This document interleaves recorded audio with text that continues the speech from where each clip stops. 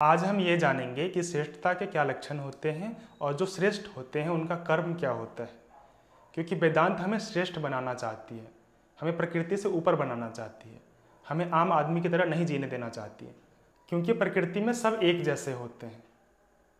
आपको कोई डिफरेंस दिखता है 50 बतख में, 50 पानी के बूंदों में, या 50 कौवे, 50 भेड़, कुछ भी देख लो आप, सब आपको एक जैसे ही लगते हैं। पर हमारे अंदर कुछ विशिष्ट होता है। हम अलग बन सकते हैं, प्रकृति से ऊपर उठ सकते हैं, हम आत्मा की ओर बढ़ सकते हैं, अहम को हम आत्मा तक पहुंचाने की कोशिश कर सकते हैं। तो बार बार वेदांत हमें इस प्रकृति से ऊपर रखना चाहती है, हमें सुपरमैन बनाना चाहती है। वेदांत हमें आम आदमी से खास आदमी बनाना चाहते हैं। आम इंसान बनना बहुत आसान होता है। आप किसी आदर्श को मान लो, किसी बिलीफ सिस्टम को मान लो, किसी भी चीज़ को पकड़ के आपको बस चल देना है, आपको किसी के पीछे चल देना है बस। इसमें आपके अंदर कुछ जिज्ञासा नहीं होती है, आप कुछ सोचते नहीं हो। आपका कर्तव्य ही यही है कि आपको बस आगे वाले को फॉलो करना है, अपना कुछ दिमाग नहीं लगाना है। और ये रास्ता आसान होता है। ये रास्ता तो रटा रटा है, जैसे जैसे आगे वाला चलेगा वैसे वैसे हम भी पीछे से चलेंगे। मुझे कुछ सोचना नहीं है, मुझे कुछ पूछना नहीं है, तो ये आसान हो जाता है। इसमें कुछ जिम्मेदारी भी नहीं होती आपके ऊपर। अगर कुछ गड़बड़ भी हो जाता है तो आप आगे वाले को दोष दे सकते हो कि उसने कुछ गड़बड़ किया इसलिए मेरा भी गड़बड़ हो गया, क्योंकि आप तो बस फॉलो कर रहे थे। फॉर एग्जांपल, आप एक लाइन में चल रहे हो और आगे वाला रुक गया, तो पीछे से तो धक्का लगेगा ना, तो आप गिर भी जाओगे तो जिम्मेदारी किसकी है? आगे वाले की। तो ये बहुत आसान होता है, इसमें कुछ कष्ट नहीं होता है। आप बस भेड़ चाल की तरह चलते रहते हो, किसी एक को अपना श्रेष्ठ बना लेते हो और उसके पीछे चलते रहते हो। आम आदमी का जीवन यही है। तो इसी जीवन से हमें आगे कैसे जानना है, श्रेष्ठ पे कैसे पहुंचना है, ये सिखाती है गीता, ये सिखाते हैं वेदांत कि आपको श्रेष्ठ कैसे बनना है। छोटे रहने में आसानी जितनी है, दम भी उतना ही घुटता है। इसलिए हमें हमेशा बड़ा सौदा करना होता है, जिसमें हम अपना सब दे दें पर सब पालें। और छोटे रहने में नुकसान भी तो बहुत है। आप देखो एक आम इंसान को, जिनके पास ना जिज्ञासा है, ना चेतना है, ना दृष्टि है, ना प्रेम है, वो बस समाज और समय के प्रभाव से बहता चला जा रहा है। तो ऐसे जीवन से क्या फायदा? तो हमें ये समझना पड़ेगा कि क्या होता है श्रेष्ठ का लक्षण, कैसे पहुंचे वहां पे। तो यहाँ पे ये क्वेश्चन आता है कि जो श्रेष्ठ होते हैं उनका क्या कर्म होता है, वो आगे कैसे चलते हैं, उनको कौन रास्ता दिखा रहा है। पीछे वाले को तो कर्म है बस आगे वाले को नकल करना, जो 99% दुनिया यही कर रही है। लेकिन जो सबसे आगे है वो क्या कर्म कर रहा है, कैसे आगे बढ़ रहा है, वहां रहने के लिए क्या क्या चीजें करनी पड़ती हैं। तो यही आज हम समझेंगे कि कौन से ऐसे लक्षण हैं उनके अंदर जो उन्हें श्रेष्ठ बनाती है। तो सबसे पहले तो हम ये जानते हैं कि जो श्रेष्ठ होता है उसका कोई नायक नहीं होता है, वो किसी को नहीं मानता है, उसके लिए कोई आदर्श नहीं होता है, वो हर चीज़ का खुद जिम्मेदारी लेता है। वो अगर प्रॉब्लम में फंसता भी है तो उसका जिम्मेदार भी खुद को मानता है, क्योंकि उसके आगे कुछ है नहीं। आप किसी को फॉलो करते हो और आपको प्रॉब्लम आ जाती है तो आप तो जिम्मेदारी ठहरा सकते हो उसको, लेकिन जो श्रेष्ठ होता है वो किसी को जिम्मेदार नहीं ठहराता, वो अपने आप को ठहराता है। लेकिन आप बोलोगे कुछ तो करता होगा, कुछ तो लक्षण होंगे उसके अंदर, फिर वो आगे कैसे बढ़ता है?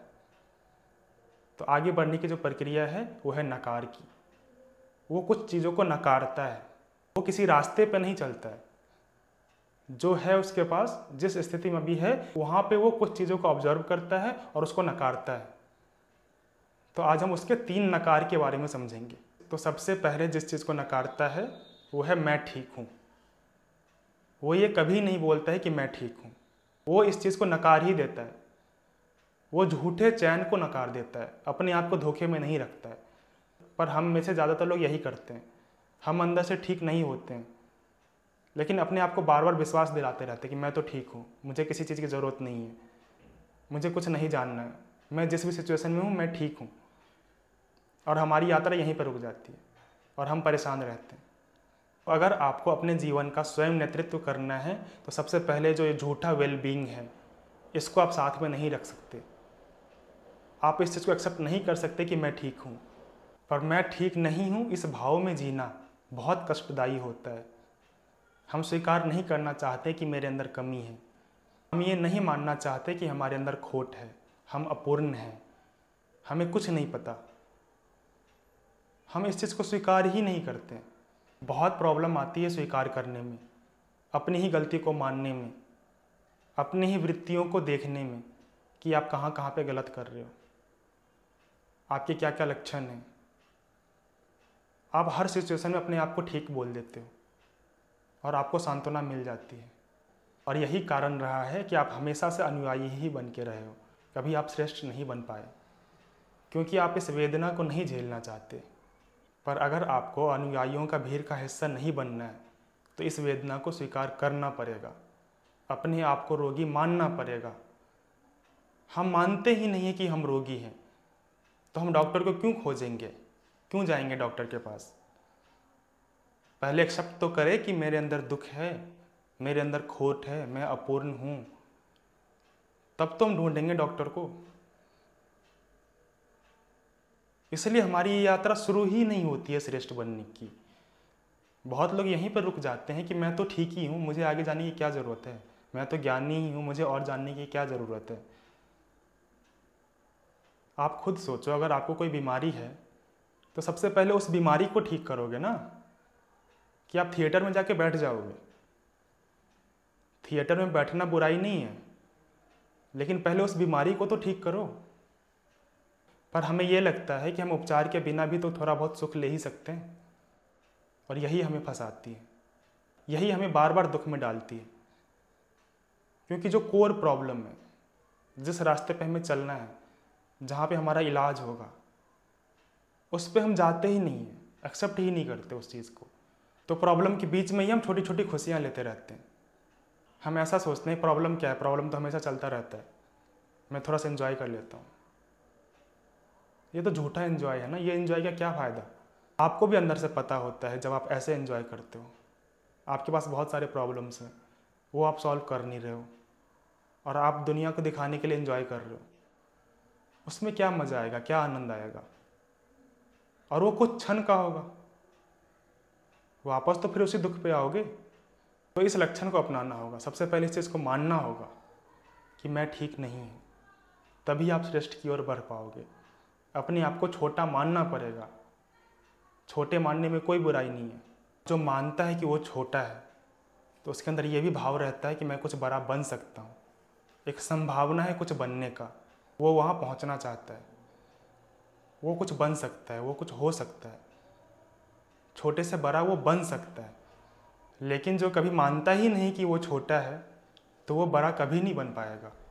तो हमें झूठ को नकारना है, अपने आप को छोटा मानना है। झूठी आशा से लाख गुना अच्छी है सच्ची निराशा, मीठे झूठ से लाख गुना अच्छा है कड़वा सच, खोखली हंसी से बहुत ज़्यादा दाम है सच्चे आंसुओं का। ये हमें समझना पड़ता है। अब हम बात करते हैं दूसरे नकार की। दूसरा क्या लक्षण होता है श्रेष्ठ लोगों में? तो जैसे कि मैंने ये एक्सेप्ट कर लिया कि मैं अपूर्ण हूँ, मैं अधूरा हूँ, तो इस अपूर्णता से जो भी कल्पनाएं उठेगी उसको मैं अपना लक्ष्य नहीं बनाऊंगा। मैं अपने सारे कल्पनाएं, सारे सपनों को नकारता हूँ, क्योंकि मेरा मन ही स्वस्थ नहीं है। तो इस मन से जो भी कल्पनाएं जाएंगी मैं उसको लक्ष्य नहीं बनाऊंगा। जब मेरा मन ही स्वस्थ नहीं है तो उस मन से उठे विचार, कल्पनाएं, धारणाएं कैसे स्वस्थ हो सकती है? मेरा आदर्श कैसे स्वस्थ होगा? अगर मेरा मन ये कहता है कि मैं वहाँ पहुँच जाने के बाद सफल हो जाऊँगा, स्वस्थ हो जाऊँगा, तो मैं इस बात को नकारता हूँ। मैं अपने आप पे भरोसा नहीं करता, क्योंकि मैं ही ठीक नहीं हूँ। पहला लक्षण, अगर मैं ही ठीक नहीं हूँ तो मैं ये कैसे डिसाइड कर लूँ कि मेरा सपना क्या है, कौन सा सपना सही है, कौन सा सपना गलत है? सपने बनाने भी हैं कि नहीं? कुछ लोग ये तो मान लेते हैं कि मैं ठीक नहीं हूँ, मेरे अंदर कमी है, लेकिन प्रॉब्लम ये है कि वो ये भी जानते हैं कि मैं इस कमी को कैसे पूरा करूँगा, और वो जो तरीका है वो भी उसी मन से आया है जो कि अस्वस्थ है, जो कि ग्रस्त है। तो अगर आपका मन ही ग्रस्त है तो आपको वो तरीका कैसे पता जिससे आप अपनी कमी पूरा करोगे? लेकिन हमें दुनिया में दिख जाता है, पर हम अपने आप पे बहुत विश्वास करते हैं। फॉर एग्जाम्पल, आपने ये एक्सेप्ट किया कि मेरे पास पैसे नहीं है, लेकिन पैसे नहीं है इसका सॉल्यूशन ढूंढने आप खुद ही निकल जाते हो, बिना अपने आप को जाने, बिना बोध को जाने। आप अपने हिसाब से पैसे ढूंढने निकल जाते हो। और आपको ये लगता है कि मैं इसके जैसा बन जाऊंगा तो मेरे पास पैसे आ जाएंगे, और फिर आप गुलामी करने लग जाते हैं। आप निकले थे श्रेष्ठ के रास्ते पे और फिर आप किसी के अनुयायी बन गए, तो यहीं पे आपकी यात्रा समाप्त हो जाती है। आगे चलने वाले के पास कोई सपना नहीं होता है, सपना को नकारता है, वो तथ्य को स्वीकारता है। पीछे वालों के सपने हो सकते हैं पर आगे वालों के पास कोई सपना नहीं होता है। इसको हम एक एग्जाम्पल से समझते हैं कि रात के 2 बज रहे हैं, ट्रेन चल रही है और ट्रेन में ड्राइवर बैठा हुआ है और पीछे सवारी बैठी हुई है डब्बों में। तो सपने सवारियों के होते हैं क्योंकि वो सुरक्षित है, वो सपने देख सकते हैं। ड्राइवर के पास क्या है? उस मार्ग का यथार्थ, उसे बस सामने दिख रहा है कि क्या प्रॉब्लम है, या सामने वो अपने काम में लगा हुआ है, उसके आंख में दर्द है, बेचैनी है, उसको टेंशन है। वो सपने नहीं देख सकता, वो सपने देखेगा तो बहुत बड़ी प्रॉब्लम हो सकती है। वो अपने अगले स्टेप को देखता है, लेकिन पीछे वाले तो सपने देख रहे होते हैं ना। क्यों? क्योंकि वो सुरक्षित है, उन्हें बस फॉलो करना है। और सपने क्या है? लग्जरी है, अय्यासी है, विलासिता है। बच्चों के होते हैं सपने। जो जिम्मेदार होते हैं वो सपने लेके नहीं चल सकते। गलत सपनों के पीछे भागने से अच्छा है कीचड़ में पड़े रहो।